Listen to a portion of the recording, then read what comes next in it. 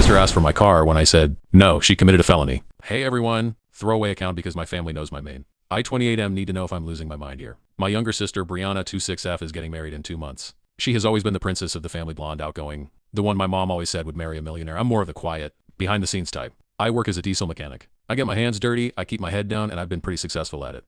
5 years ago, I bought myself a 1969 Dodge Charger. It wasn't the pristine Hollywood version. It was a rust bucket I found in a barn. But it was my project. Every night after work, every weekend, I poured myself into that car. I rebuilt the 440 engine from the block up. I welded new quarter panels. I saved for 2 years just to afford the paint job, a deep metallic silver. That car isn't just a vehicle to me. It's my sweat, my patience, and my sanity. It's the one thing in my life that is completely mine. Brianna, on the other hand, has always had a bit of a spending problem. She's a social media manager, but she lives like an influencer. Designer bags, brunches every weekend, a downtown apartment she can barely afford. My parents have bailed her out more times than I can count. I've never said anything because it's not my business. I love my sister, even if we're different.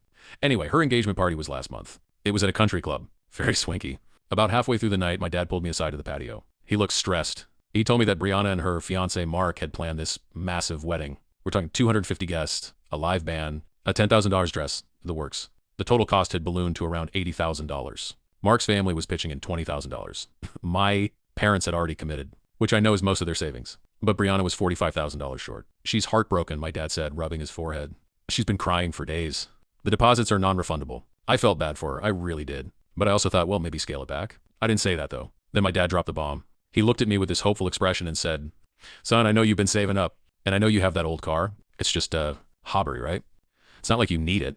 You could probably get $40,000 for it, easy. If you sold it, you could be the hero of the family. You could give your sister the wedding she's always dreamed of. I just stared at him. I thought he was joking. He wasn't.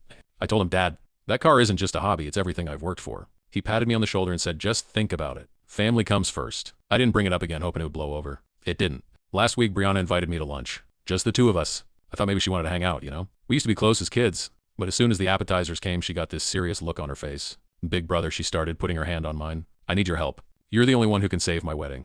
I pulled my hand back. If this is about the car, Bri, the answer is no. Her face changed instantly. The sweet little sister act vanished. She leaned forward, her voice low and sharp.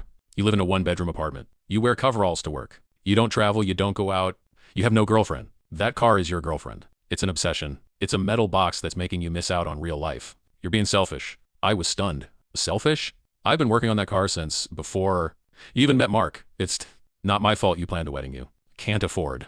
She scoffed. It's not about affording it. It's about having the day I deserve. This is my one chance to be a princess. And you're choosing a rusty pile of junk over your own blood. Mom and Dad are sacrificing everything. Why can't you? I told her I had to go. I paid for my drink and left her there. Since then, my phone has been blowing up. My mom left a voicemail crying, saying I was breaking the family apart. My dad sent a text saying he was disappointed. Mark, who I barely know, sent me a long message, calling me a selfish miser, and saying that if I don't sell the car, I'm not welcome at the wedding. And then there's my aunt. She posted on Facebook, when did my nephew become so cold-hearted? Selling a car is a small price to pay for family. Happiness, it got like 50. Likes from relatives I haven't spoken to in years. I feel like I'm in the twilight zone. It's a car, but it's also my car. It's the only thing I've ever built with my own 2 hands. It's the thing that got me through my early 20s when I felt lost. Working on it was my therapy. Update 12 hours later.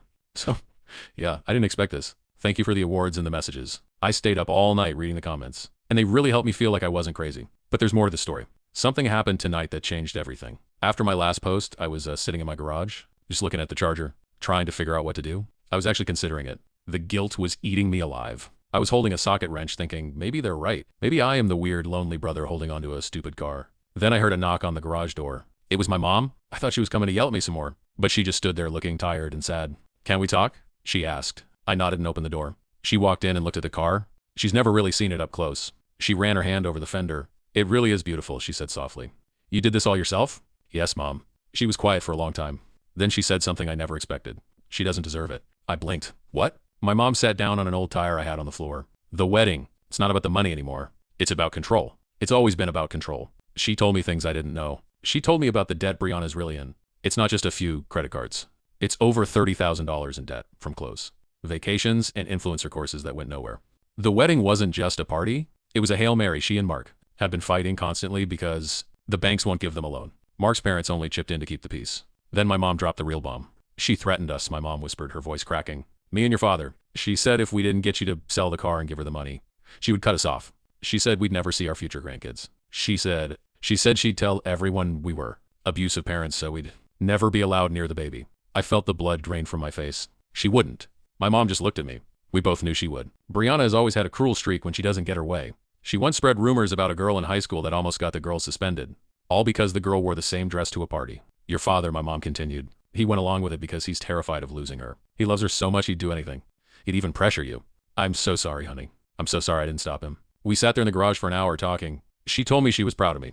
She told me she wished she had my strength. I walked her to her car and gave her a hug. I felt lighter than I had in weeks.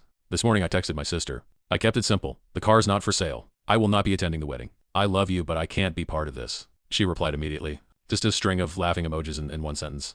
Fine, but don't come crying. To me, when you realize a car won't keep you warm at night, that hurt, but it also confirmed I made the right choice. I thought that was the end of it. It wasn't. At 3 p.m., I got a call from my bank's fraud department. They wanted to verify a loan application that had been submitted online in my name. A personal loan for $40,000. The application listed my charger as collateral. It had been submitted yesterday from an IP address at my sister's apartment. I felt sick. She tried to take out a loan using my identity, using my car as collateral, hoping I wouldn't find out until it was too late. The bank flagged it because the signature didn't match my file. I filed a police report. I didn't want to, but the fraud department agent told me I had to if I wanted to protect myself from further attempts. An hour ago, 2 police officers showed up at Brianna's workplace to ask her some questions about identity theft. From what I heard through the grapevine, a cousin who was there, she had a complete meltdown. Screaming, crying, blaming me. Now my dad is calling me, not angry, but broken. He's asking me to drop the charges. He says a criminal record will ruin her life. Ruin her chances of a good job, ruin the baby's future. I told him no.